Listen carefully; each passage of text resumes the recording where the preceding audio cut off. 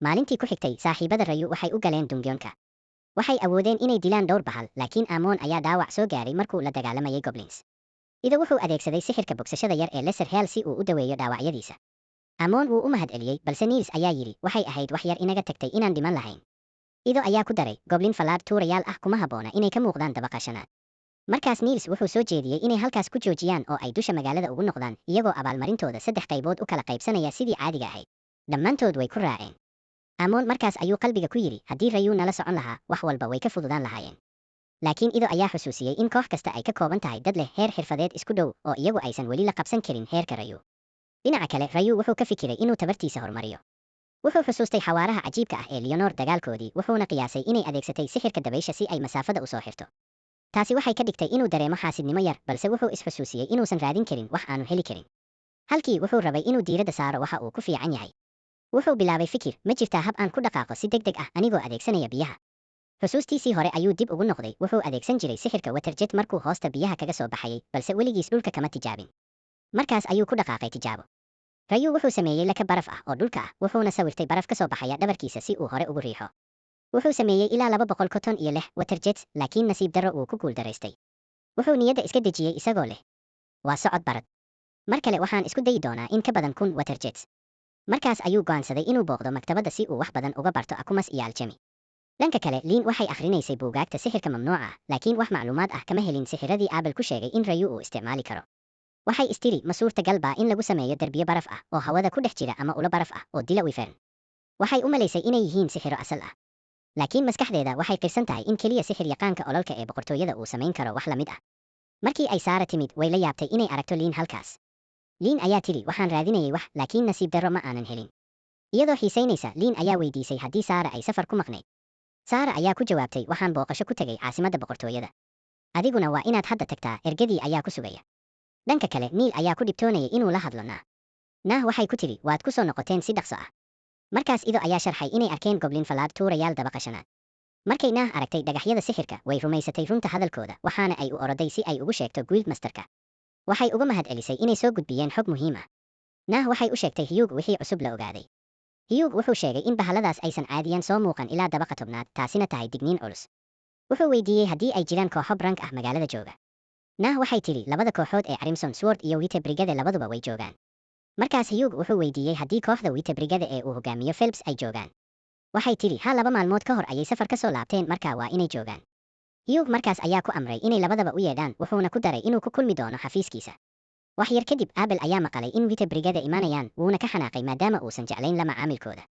Laakiin Ria ayaa tiri, waxaad aqoon u leedahay muddo, waa inaad si fiican u fahantaa.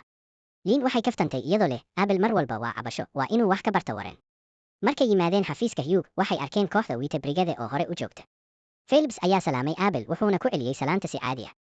Hugh wuxuu u mahadceliyey dhammaan, wuxuuna sheegay in Nena hore ugu sheegtay, laakiin wuxuu ku celiyey qodobka muhiimka ah, goblin fallaadh tuurayaal ayaa lagu arkay dabaqa shanaad ee Dungeon-ka. Abel ayaa weydiiyey, xogtu ma tahay mid la isku halayn karo? Hugh ayaa ku jawaabay, haa, 100% waa la xaqiijiyey. Adventurerskii arkay waxay keeneen dhagaxyadii sixirka caddayn ahaan. Markaas Phelps ayaa weydiiyey waxa laga filayo inay sameeyaan. Hugh wuxuu sharaxay in shaqadoodu tahay inay galaan Dungeon-ka oo ay hubiyaan haddii ay jiraan calaamado muujinaya Dungeon Stampede, taas oo ah marka tirada bahalada si xad dhaaf ah u korto. Wuxuu raaciyey 10 sano ayaa laga joogaa kii ugu dambeeyey, marka waxaa dhici karta inuu mar kale bilowday. Hugh wuxuu ku daray, waxaad heli doontaan 100 dahab ah bilowga iyo 200 kale marka hawshu dhammaato. Abel ayaa weydiiyey, shaqadeena keliya ma tahay inaan xaqiijino oo aan ku soo laabanno? Hugh ayaa ku jawaabay, ha. Haddii la xaqiijiyo, isla markiiba waa inaad ku soo noqotaa dusha sare si albaabka Dungeon-ka loo xiro, waxaana la dhigi doonaa darbiyo labalaab ah oo wadajir ah oo guildka iyo ciidanka gobolada ah dhisayaan.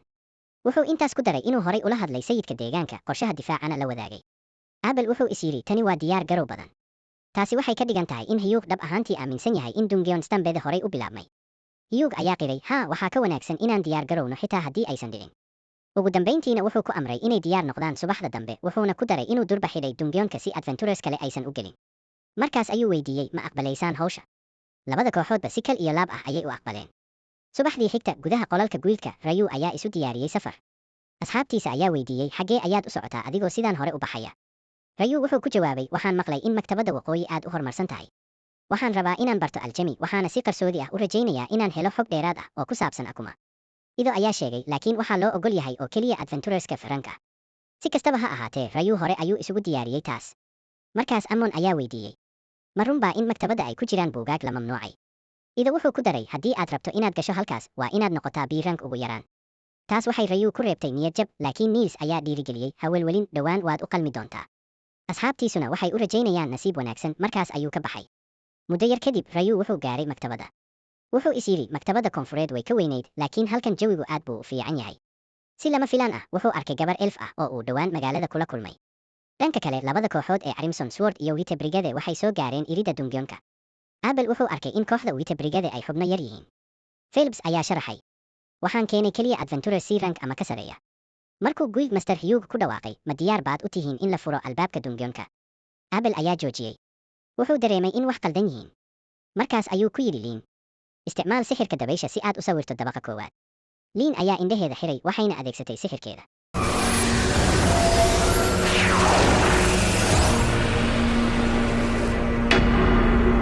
waxay aragtay inay ku jiraan in ka badan 100 bahal oo keliya dabaqa koowaad. dhammaantood waxay isla garteen in Dungeon Stampede horay u bilaabmay. Hugh isla markiiba amray ciidankiisa, degdeg uga wargeliya ciidanka, xirna albaabada magaalada. bahalladu waxay soo bixi doonaan daqiiqad kasta.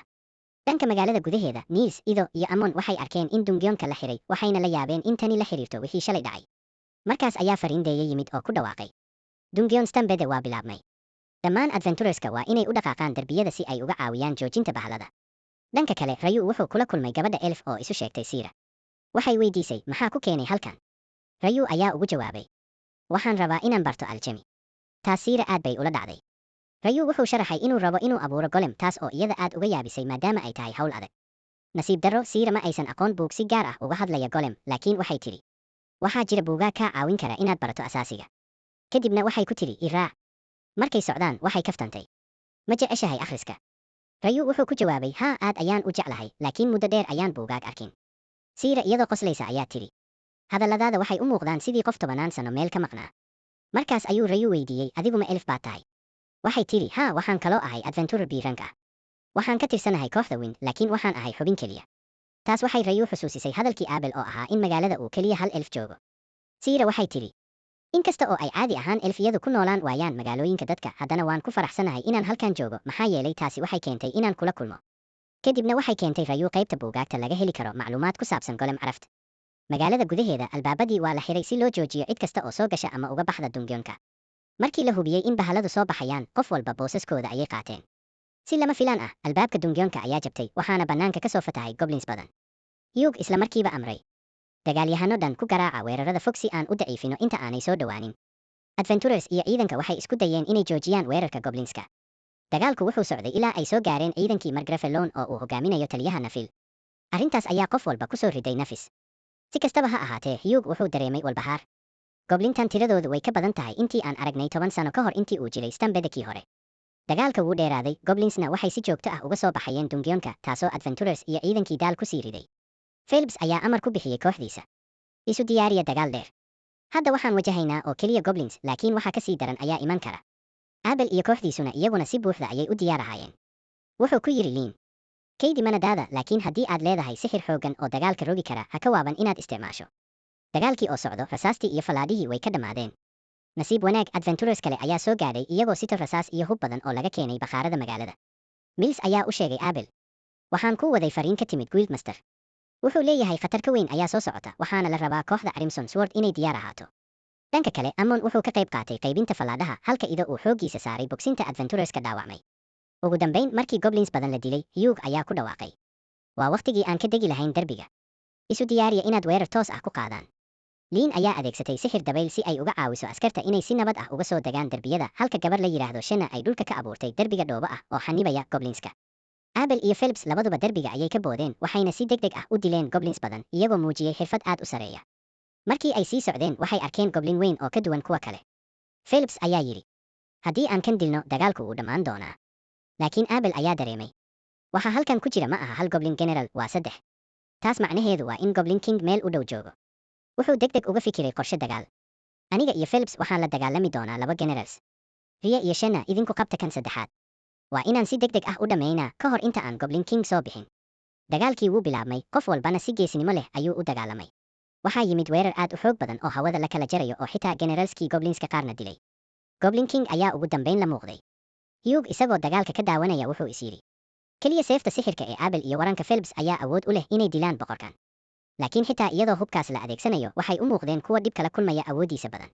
Markii Phelps dib loo riixay wuxuu is yidhi waxaan u malaynayaa in dagaalkan aanu guulaysan doonin. Laakiin Abel ayaa hore u booday wuxuuna adeegsaday farsamadiisa Perfect Shadow Technique.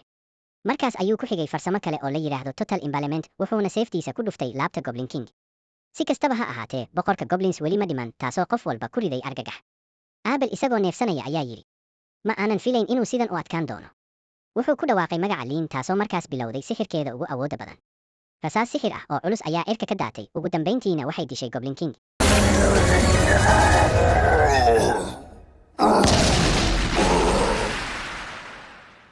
Qof walba nafis ayay heleen, dagaalkiina guul ayuu ku dhammaaday. Phelps ayaa si yaab leh u fiiriyey Liin wuxuuna yidhi markii horeba ma ku sii diyaarinaysay weerarkan culus? Abel ayaa sharaxay haa, waa sixir awood badan oo u baahan duco dheer. Dhanka kale, gudaha Dungeon-ka hoose, albaab weyn oo sixir lagu xiray ayaa si tartiib ah u gariiray, taas oo muujisay in khatar cusub ay soo dhowdahay. まあ何にせよ